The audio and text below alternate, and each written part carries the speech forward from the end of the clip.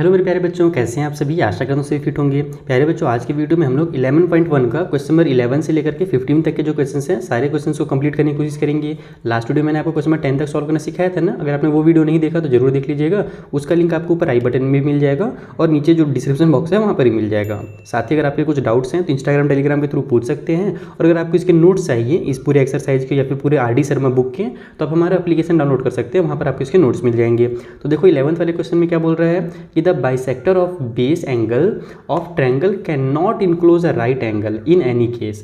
यानी कि किसी भी हमारा ट्रायंगल में जो नीचे वाले बेस एंगल होते हैं ना, तो उसको अगर अपन बाइसेक्ट करेंगे तो उनका जो वैल्यू निकल करके आएगा उस बाइसेक्टर का, वो राइट एंगल के बराबर नहीं आएगा। ये अपने से यहाँ पर बोल रहा है। चलिए तो अपन पता करते हैं। तो डायग्राम के थ्रू समझते हैं कि क्वेश्चन में क्या बोल रहा है, उसके बाद इसको मैं आपको डिटेल में समझाऊंगा। तो देखो, मान लेते हैं कि हमारे पास एक ट्रायंगल है जिसका नाम ABC है। हमसे ये बोल रहा है कि इसके जो बेस एंगल हैं, बेस एंगल कौन कौन सा, ये वाला। मान लो कि हमारा बेस ये वाला है। आप किसी को भी बेस ले सकते हो, लेकिन नीचे वाले को हम लोग ऐसे इसलिए लेते हैं क्योंकि हमको सामने से यही बेस दिख रहा है। अगर आप उधर से देखोगे तो ये वाला बेस दिखेगा। तो हमारे पास ये जो बेस एंगल्स हैं, हमको बोल रहा है कि इसका जो बाइसेक्टर होगा ना, जैसे पिछले वाले क्वेश्चन में हुआ था ना बाइसेक्टर, वैसे यहाँ पर मैं बाइसेक्टर बना देता हूँ जल्दी से, ये और ये। तो ये जो बाइसेक्टर होगा ये कभी भी इनक्लोज नहीं होगा 90 डिग्री के। यानी कि ये वाला जो एंगल हमारे पास है, मान लो कहाँ पर ये इंटरसेक्ट हो रहा है, ये वाला पॉइंट जो मिल रहा है ना, इसको आप लोग O नाम दे सकते हो, अपने मन से कुछ भी दे सकते हो, लेकिन ज़्यादातर O नाम दिया जाता है। तो यहाँ पर ये जो एंगल बन रहा है ये 90 डिग्री नहीं बनता है किसी भी एंगल में। ये हमसे बोल रहा है कि कुछ भी हालत हो जाए ये 90 डिग्री तो नहीं होगा। तो अपन को यही पता करना है, यही प्रूव करना है यहाँ पर। तो कैसे कर सकते हैं, तो हम लोग यहाँ पर पहले तो ABC में देखेंगे। देखो इसको ऐसे लिखेंगे, इन ट्रायंगल ABC में हमारे पास एंगल A का, एंगल B का और एंगल C का जो हमारा सम होगा वो 180 डिग्री हो जाएगा। इतना समझ में आ गया। अगर अपन एंगल B और C निकालते हैं, देखो एंगल B और C क्यों निकाल रहे हैं, क्योंकि हमको अभी इसके पास जाना है ना, हमको ये वाला एंगल निकालना है, तो वहाँ पर ये B और C का यूज़ होगा। तो अगर अपन B और C निकालते हैं तो वो 180 माइनस में हमारे पास एंगल A हो जाएगा। इतना समझ में आ गया। इसको आप लोग इक्वेशन 1 नाम दे सकते हो, ठीक है। अब हम लोग आ जाते हैं इस वाले छोटे वाले ट्रायंगल में। इन ट्रायंगल OBC, हमको देखो यहाँ पर इसी का तो वैल्यू निकालना है, BOC का ही तो वैल्यू निकालना है। तो इस ट्रायंगल में अगर अपन आएंगे तो यहाँ पर ये जो एंगल बन रहा है ये क्या हो रहा है भैया, तो ये कंप्लीट एंगल का आधा है ना। ये बाइसेक्टर का मतलब क्या होता है, पूरे एंगल को आधा कर देता है।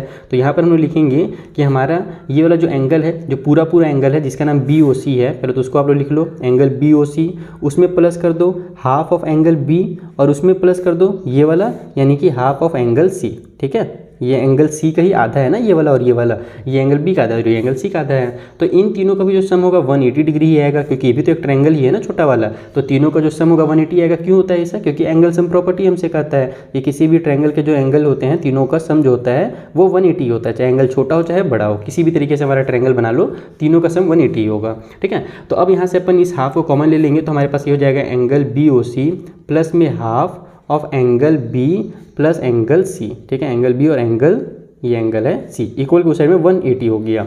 अब आप लोग इसको देखो, B प्लस C का वैल्यू हमने क्या निकाला था, 180 माइनस A निकाला था ना। तो यहाँ पर से आप लोग उसका वैल्यू पुट कर दो, तो एंगल BOC इक्वल टू हो जाएगा हाफ एंगल 180 माइनस में एंगल A, इक्वल के उस साइड में 180 डिग्री तो रहेगा ही। ये हमने कहाँ से लिया, तो आप लोग ले भी सकते हो फ्रॉम इक्वेशन 1 से लिया। तो फ्रॉम इक्वेशन 1 इस तरीके से शॉर्ट में लिख दो, ठीक है। तो अब क्या बन रहा है भैया, तो यहाँ से जब हम इसको सॉल्व करेंगे तो हाफ का 180 से मल्टीप्लाई होगा। तो देखो 180 मल्टीप्लाई हाफ जब करोगे तो नीचे का 2 से ऊपर का 180 कट होकर के 90 बना लेगा, यानी ये दोनों मिलकर के 90 बन जाएंगे।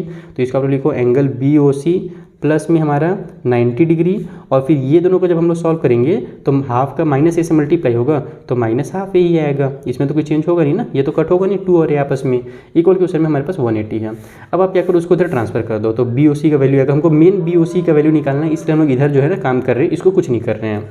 तो यहाँ से इसको हम लोग ट्रांसफर करेंगे तो 180 पहले से उधर था, ये दोनों इधर जाकर के हमारे पास साइन चेंज हो जाएगा, ये प्लस वाला माइनस में 90 हो जाएगा और ये माइनस वाला इधर जाकर के प्लस में हाफ एंगल A हो जाएगा, इस तरीके से।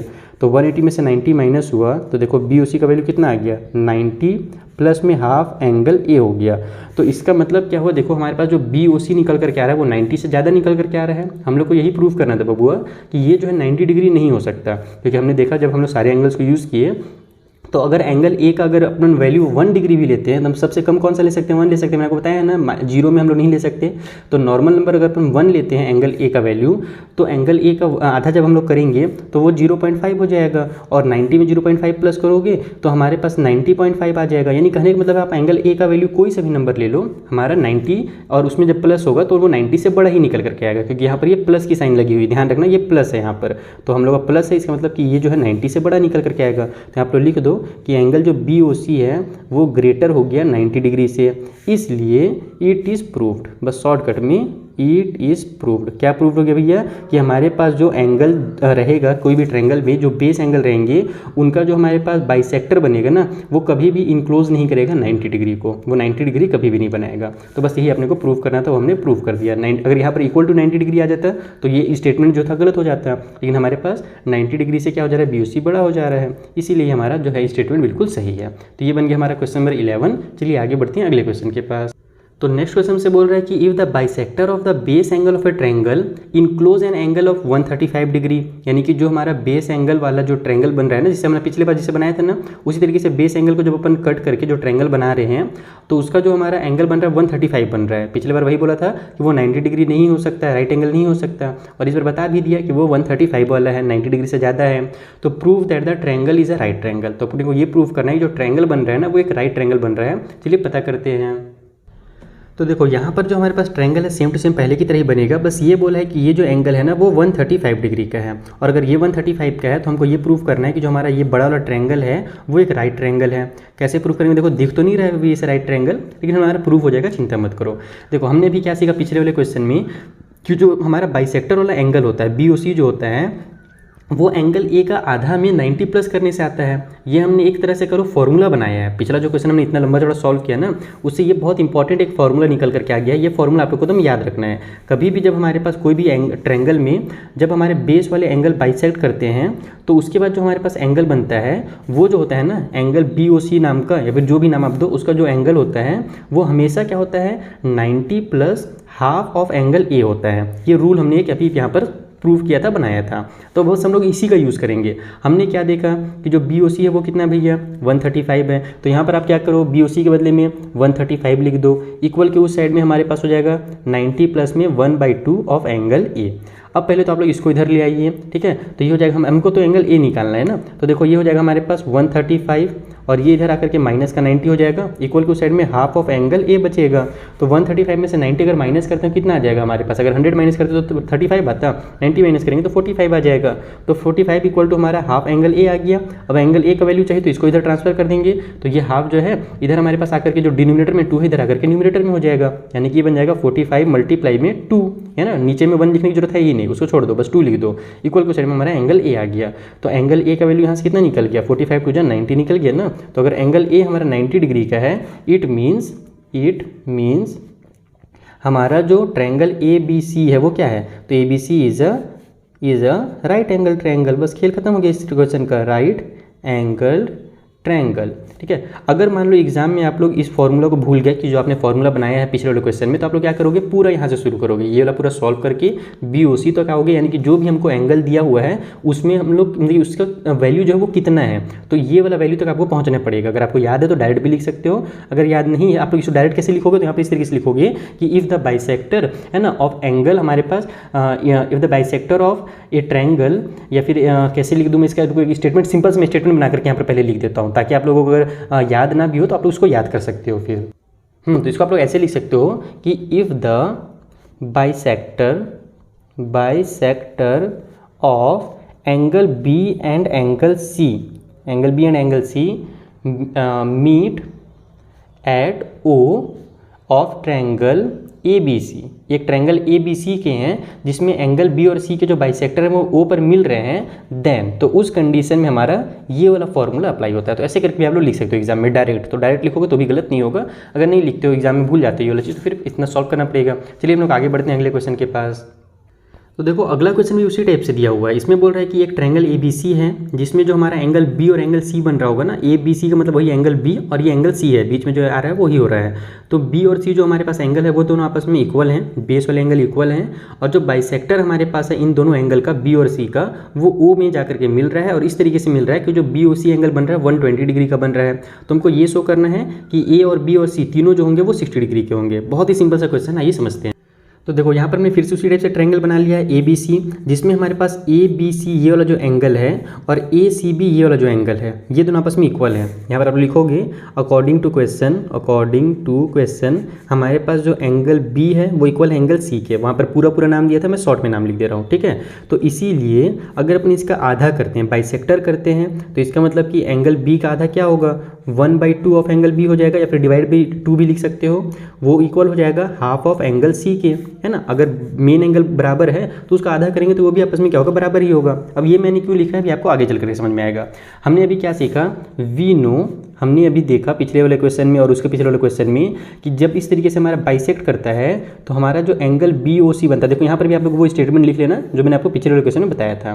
तो हमारे पास जो बी ओ सी ये एंगल जो बनता है ये क्या होता है, तो भैया 90 प्लस में हाफ ऑफ एंगल ए होता है। ये भी हमने सीखा है पिछले वाले वीडियोज़ में, पिछले वाले क्वेश्चन में। तो इतना तो आपको समझ में आ ही गया होगा। तो यहाँ से हम लोग एंगल ए का पहले वैल्यू निकालेंगे, ठीक है। तो अब कैसे निकालेंगे एंगल ए का वैल्यू भैया, तो यहाँ पर अगर अपन देखें तो ये हम लोग इधर इसको ट्रांसफर कर देंगे, तो हमारे पास ये हो जाएगा बी ओ सी 120 डिग्री, ये हो जाएगा इधर आकर के माइनस का 90 इक्वल टू साइड में हाफ ऑफ एंगल ए हो गया। तो यहाँ से हो जाएगा हमारे पास 120 में से 90 माइनस हुआ तो आ जाएगा हमारे पास 30 डिग्री, तो 30 equal to half of angle A आ गया है। तो अब इसको इधर ट्रांसफर करेंगे तो 2 इधर आकर के मल्टीप्लाई में हो जाएगा, तो 30 × 2 इक्वल टू एंगल ए निकल करके आएगा, यानी कि एंगल ए का जो वैल्यू है वो 60 डिग्री निकल करके आ गया। और एंगल ए अगर 60 डिग्री निकल करके आ गया तो अपने को जो बचे हुए एंगल है उसको भी 60 डिग्री निकालना है। तो वो तो बहुत आसानी से निकल जाएगा, क्योंकि हमको इस क्वेश्चन में ही बोला था कि बी और सी आपस में इक्वल हैं। तो अब हम लोग लेंगे in triangle A B C, जो हमारा बड़ा वाला ट्रायंगल ए बी सी है उसमें देखा जाए तो हमारे पास जो एंगल ए है उसमें प्लस करेंगे एंगल बी और उसमें प्लस करेंगे एंगल सी, तो तीनों का जो सम होगा 180 डिग्री होगा। हमसे क्वेश्चन में क्या बोला गया है कि ये दोनों आपस में इक्वल हैं, तो सी के बदले में हम लोग बी लिख सकते हैं ना, तो बिल्कुल लिख सकते हैं।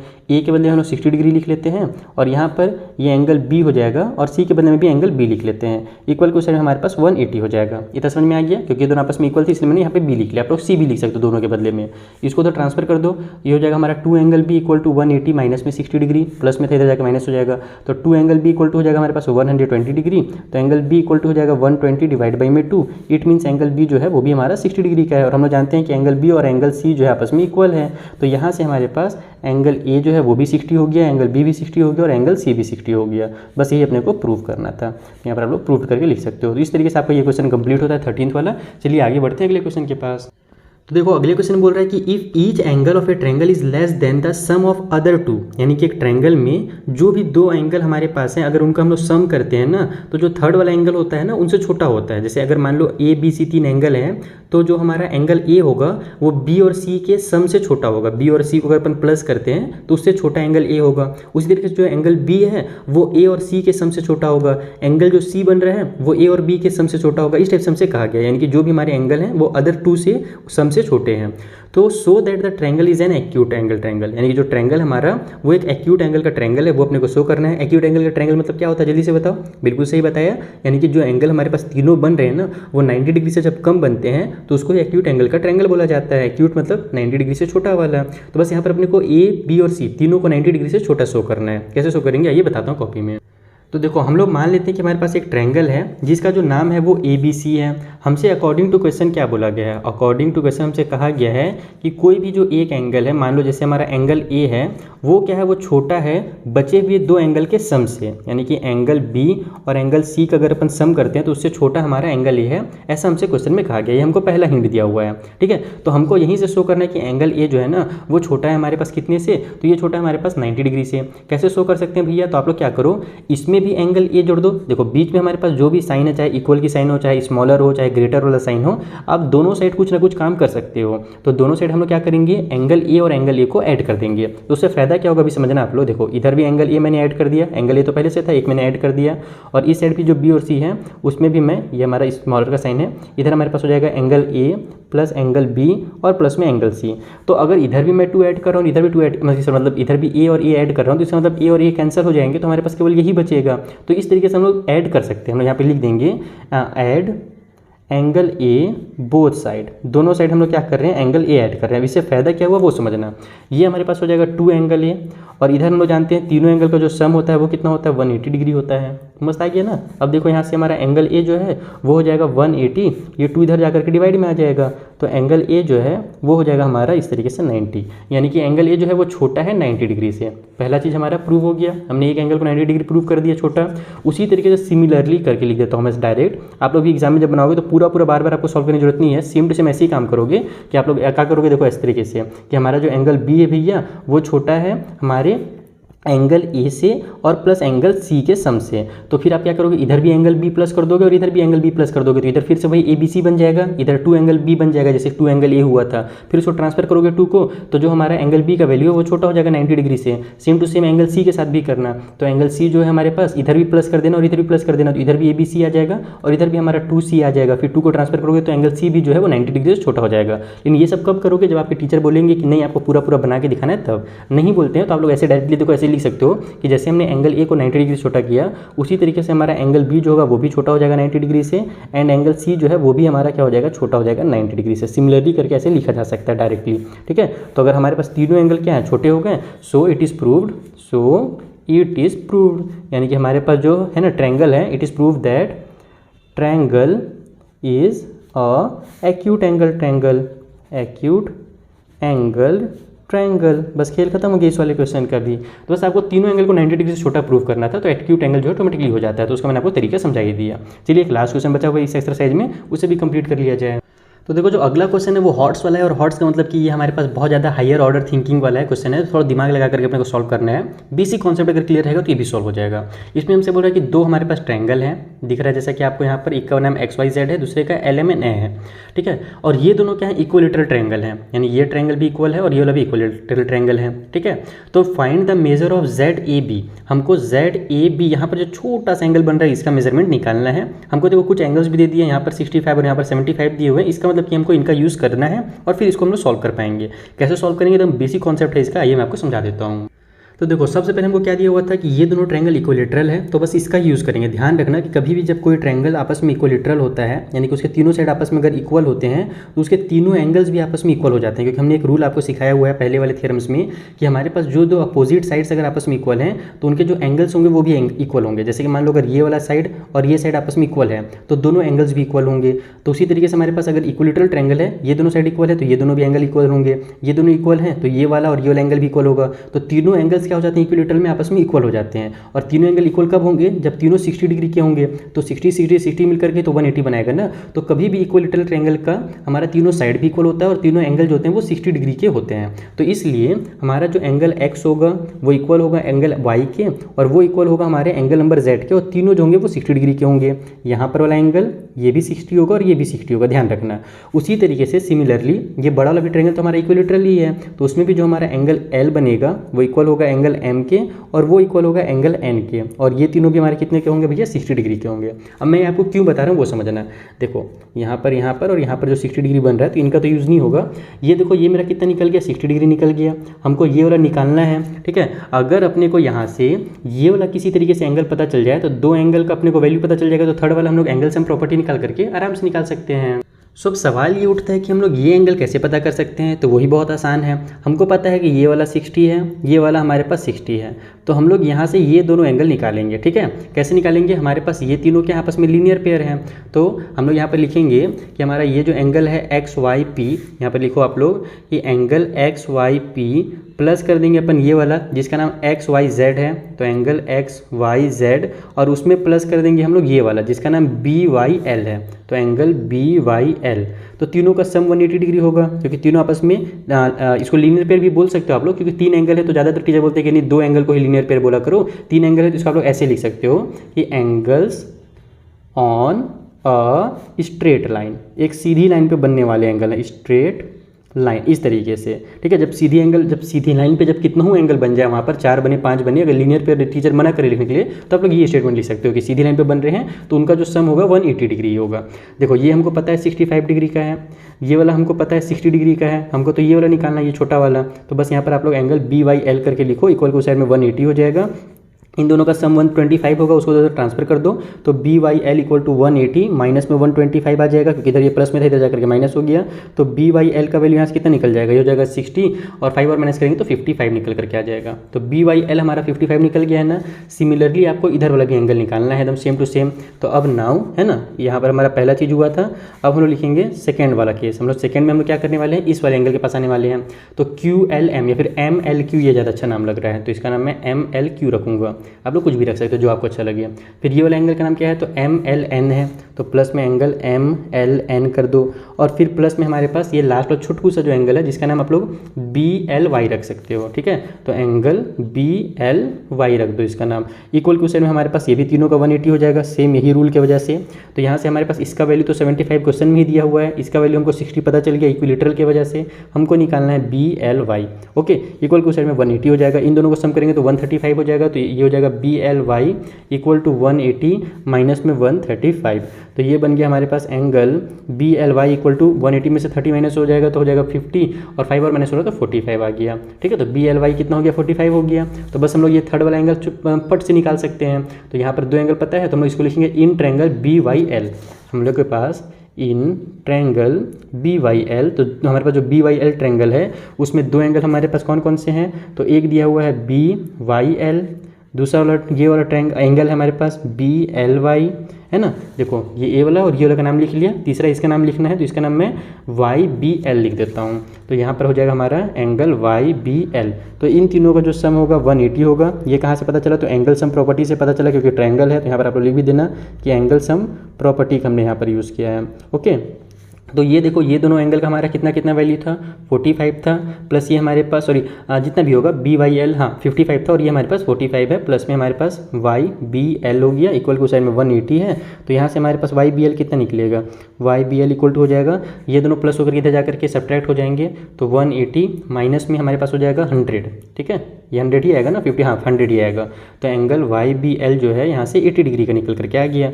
तो बस अगर YBL निकल गया तो फट से निकल जाएगा। देखो YBL यानी कि ये वाला एंगल, ये अगर हमारे पास 100 डिग्री का है, सॉरी 80 डिग्री निकला ना, सॉरी अगर ये 80 का निकला है तो ये भी हमारा 80 का ही होगा। तो हम यहाँ पे लिखेंगे कि YBL और ये दोनों जो आपस में वर्टिकली अपोजिट एंगल्स हैं और वर्टिकली अपोजिट एंगल्स आपस में इक्वल होते हैं। तो इसका आप ऐसे लिखो कि एंगल YBL जो हमारा निकला है वो इक्वल है हमारे एंगल ABZ के, ठीक है। क्योंकि दोनों आपस में इक्वल हैं तो दोनों 80 डिग्री के होंगे और इक्वल क्यों वही बता देना। तो यहाँ पर फिर से वही चीज़ वर्टिकली अपोजिट एंगल्स, ठीक है। इतना समझ में आ गया। अब आपको कुछ नहीं करना है, सिंपली ये वाला ट्रायंगल का यूज़ करना है ABZ का। तो मैं आपको एकदम शॉर्टकट में बता रहा हूँ यहीं पे, बस आप लोग अब देखो आधा काम आपको खुद, आधा काम नहीं भाई 5% काम बचा हुआ है। आप लोग लिखो इन ट्रायंगल ABZ। हमारा जो ट्रायंगल ABZ है उसमें हमारे पास जो एंगल जिसके बारे में हमसे पूछा गया था उसका नाम है ZAB। उसमें प्लस कर दो दूसरा वाला एंगल जो हमको दिया हुआ है ये वाला 60 डिग्री है ना, जो हमने पहले ही देखा था कि ये हमारा 60 डिग्री था तो ये भी हमारा 60 डिग्री होगा। तो AZB हो गया, तो प्लस में एंगल AZB कर दो और लास्ट में जो हमने भी निकाला है एंगल हमारे पास ABZ कर दो। तो तीनों का जो सम होगा 180 डिग्री हो जाएगा। यहाँ से दोनों को यहाँ ऐड कर देना, ये वाला का वैल्यू और ये नहीं किसका हमको नहीं दिया हुआ है, इसका वैल्यू तो हमको दिया हुआ है Z। अच्छा इसी का वैल्यू तो निकालना है यार, सॉरी इसका वैल्यू हमको दिया हुआ है 60 डिग्री और इसका हमने निकाल लिया 80 डिग्री। तो चलो मैं ही निकाल देता हूँ, अब इतना मेहनत कर लिया तो आपको काहे क्रेडिट दूँ, मैं अपना क्रेडिट लूँगा। यहाँ से हमारे पास AZB का वैल्यू 60 है और इसका वैल्यू हमारे पास 80 है, दोनों तीनों का समझो होगा 180 हो जाएगा। तो यहाँ से हमारे पास ZAB इक्वल टू हो जाएगा 180 माइनस में 140, इन दोनों को प्लस करके उधर मैंने ट्रांसफर कर दिया। तो हमारा ZAB जो है वो निकल करके आ जाएगा 40 डिग्री। कितना मज़ेदार क्वेश्चन था ना, बड़ा सा क्वेश्चन था, लेकिन अगर आपका बेसिक कॉन्सेप्ट क्लियर रहेगा तो धीरे धीरे पॉइंट को कनेक्ट करके आप लोग इस क्वेश्चन को आराम से सोल्व कर सकते हो। चलिए बच्चों अब मिलते हैं हम लोग नेक्स्ट वाले वीडियो में आगे के एक्सरसाइज में। तब तक के लिए थैंक यू फॉर वाचिंग। अगर आपको मेरा एफर्ट पसंद आ रहा हो तो जल्दी से वीडियो को शेयर कर दीजिएगा ताकि मुझे भी थोड़ा सा मोटिवेशन मिल सके। देंगे नेक्स्ट वीडियो में, तब तक के लिए टाटा बाय बाय।